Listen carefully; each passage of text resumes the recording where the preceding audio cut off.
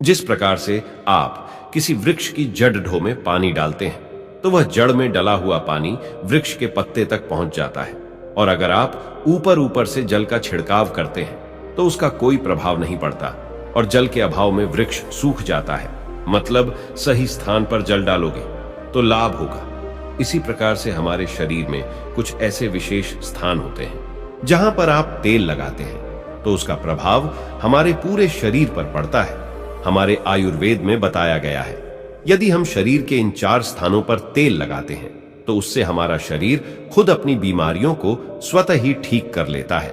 और सबसे अच्छी बात तो यह है कि इसमें ज्यादा समय भी नहीं लगता और कोई खर्चा भी नहीं आता, बल्कि आपके शरीर को भी लाभ प्राप्त होता है और आप बहुत सारी बीमारियों से बच जाते हैं। तो आइए जानते हैं आखिर वो कौन से ऐसे 4 जगह हैं जहां पर हमें तेल लगाना चाहिए और हमें किस तरह का तेल लगाना चाहिए और किस समय पर लगाना चाहिए।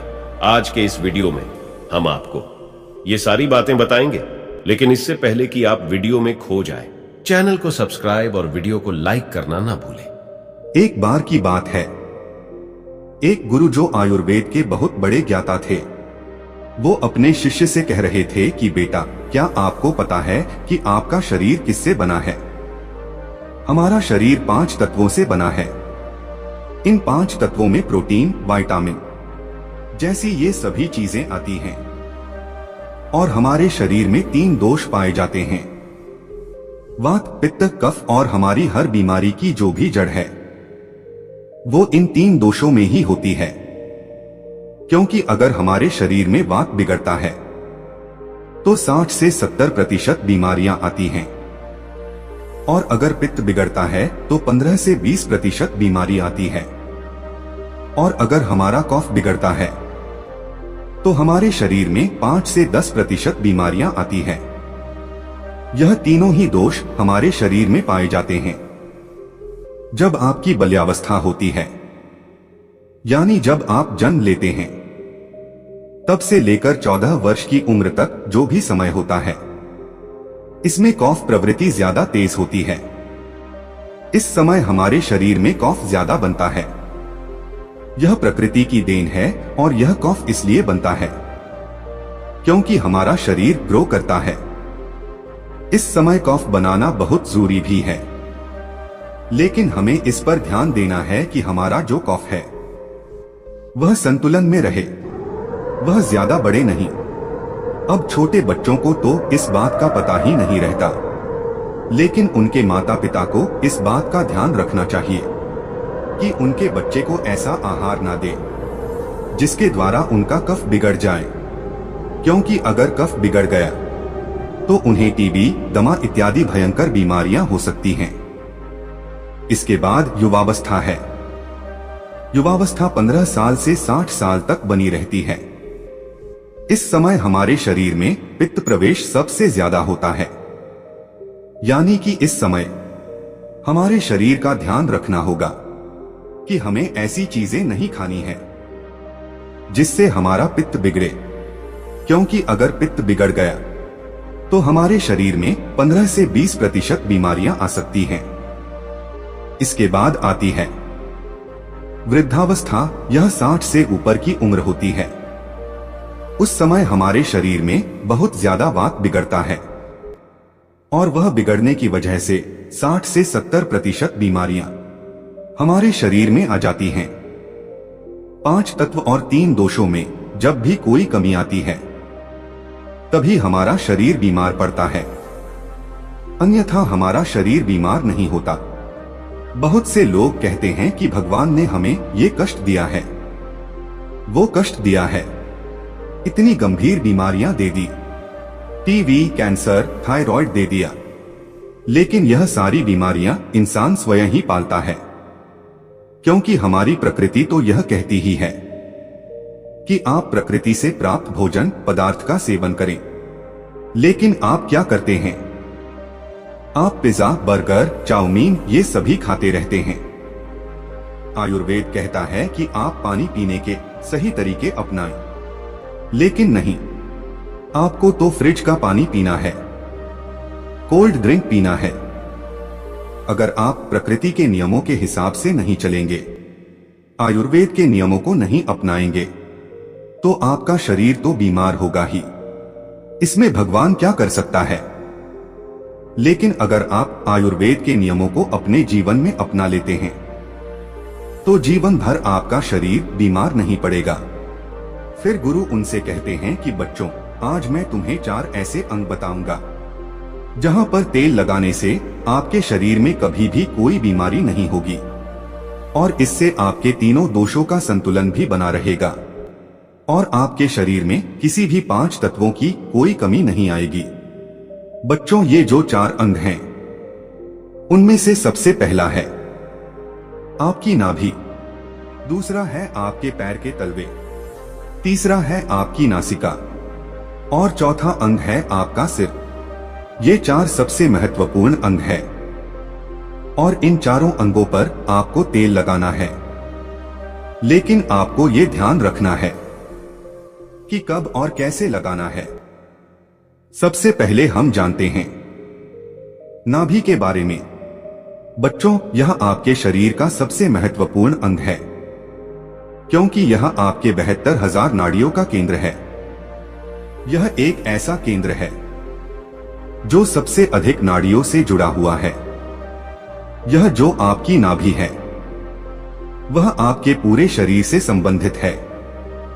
जब आप नाभि में तेल का प्रयोग करते हैं तो उससे पूरे शरीर की नाड़ियां प्रभावित होती हैं। पूरे शरीर में ठीक प्रकार से ऊर्जा का संचार होता है। आप और भी ज्यादा ऊर्जावान और जवान महसूस करते हैं। आपने देखा भी होगा कि जब छोटा बच्चा जन्म लेता है, जब वह बहुत छोटा होता है तो उसके माता पिता उसके पूरे शरीर पर तेल की मालिश करते हैं क्योंकि उस समय शरीर पर तेल की मालिश करने से हड्डियां मजबूत होती हैं। इसलिए आपको भी नाभि में तेल लगाना है और आपको शुद्ध सरसों का तेल लगाना है। किसी भी कंपनी का तेल आपको नहीं लेना है क्योंकि वो शुद्ध नहीं रहता। उसमें विभिन्न प्रकार के केमिकल होते हैं जो आपको नुकसान पहुंचा सकते हैं। अगर आप इन दोनों बातों को कंपेयर करेंगे तो आपको पता चलेगा कि यह जो शुद्ध सरसों का तेल होता है थोड़ा गाढ़ा होता है और थोड़ा बहुत गंदा भी होता है। लेकिन जो तेल आप बाजार से खरीदते हैं वो बिल्कुल साफ होता है क्योंकि उस तेल में केमिकल डाले होते हैं जिससे वो तेल साफ हो जाता है।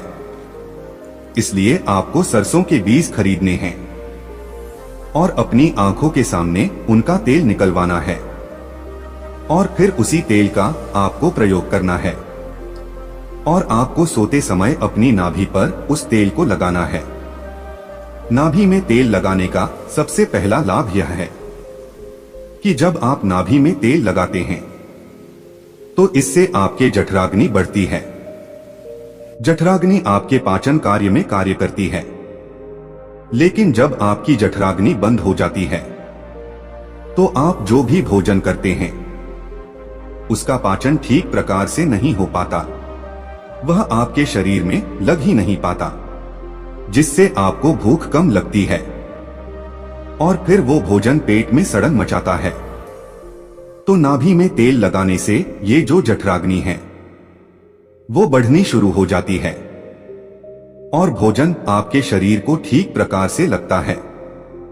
और जब भोजन ठीक प्रकार से पचता है तो उससे जो भी पाचक रस निकलते हैं वो भी एक प्रकार से निकलते हैं और आपके शरीर में पोषक तत्वों की पूर्ति करते हैं जिससे शरीर के विभिन्न भागों पर, पूरे शरीर पर उसका प्रभाव होता है।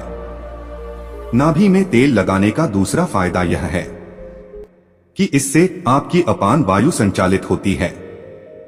अपान वायु नाभि के नीचे के क्षेत्र में काम करने वाली वायु होती है और ये जो वायु हैं, ये मलों के विकास से संबंधित हैं। यानी कि ये आपके शरीर में टॉक्सिन्स बाहर निकालने का कार्य करती है। तो जिन लोगों को कब्ज की परेशानी रहती है, ठीक प्रकार से मल निकास नहीं होता, उनके लिए बहुत उपयोगी हैं। और मासिक चक्र में जो महिलाओं को मासिक अधिक वेदना होती है उसमें भी ये उपयोगी है। और मूत्र विकार, यूरिन से संबंधित कोई भी समस्या अगर आपको या फिर किसी व्यक्ति को रहती है तो उसके लिए भी यह उपयोगी होती है। तो यह अपान वायु को संतुलित करता है, जिससे विभिन्न प्रकार के फायदे मिलते हैं। नाभि में तेल लगाने का तीसरा सबसे बड़ा फायदा यह है कि इससे आपकी त्वचा अच्छी रहती है, त्वचा पर ग्लो आता है। आपने सुना भी होगा कि जब हमारे होंठ फटते हैं तो हमारे दादा परदादा यह सब कहते थे कि नाभि में तेल लगा लो, ठीक हो जाएंगे। और हां, ऐसा होता भी है। नाभि में तेल लगाने से कभी होंठ नहीं फटते हैं, स्किन की ड्राइनेस खत्म हो जाती है, चेहरे पर चमक आती है, झुर्रियां नहीं पड़ती। इसके अलावा हमारे शरीर में 72,000 नाड़ियां हैं। जब वह रुक जाती है, अवरोध हो जाता है, तो इनमें प्राण का संचार ठीक से नहीं होता है।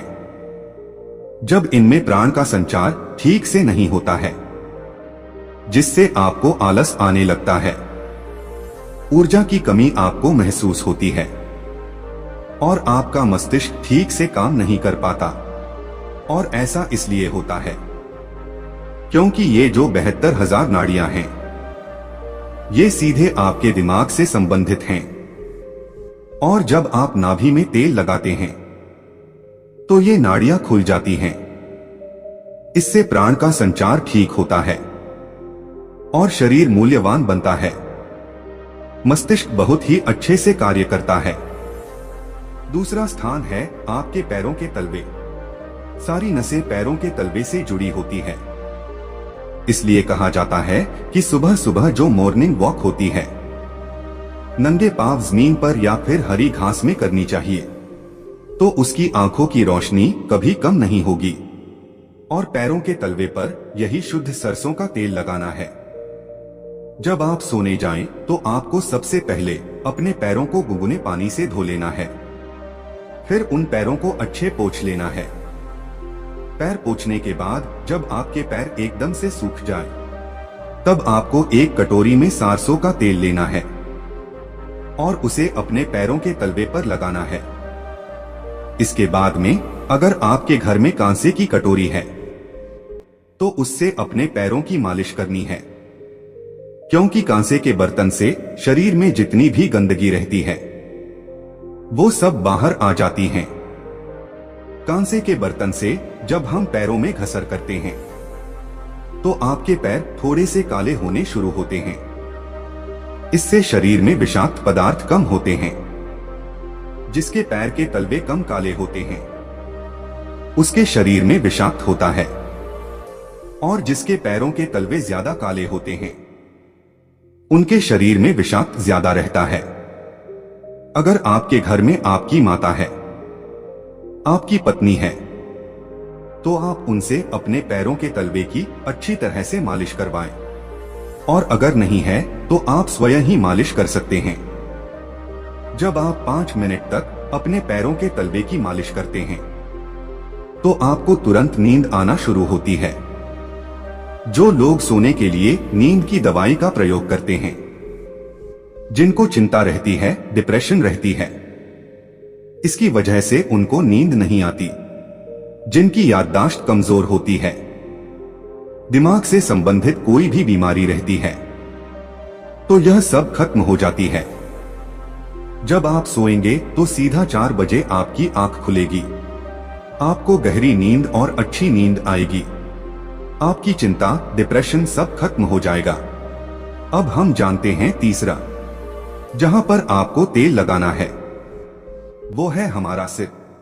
सर्दियों के मौसम में जब आप शाम को नहीं नहाते हैं, लेकिन आप गर्मियों के मौसम में शाम को अवश्य नहाते हैं, तो नहाने के बाद आपके बालों को अच्छे से सूखा लें।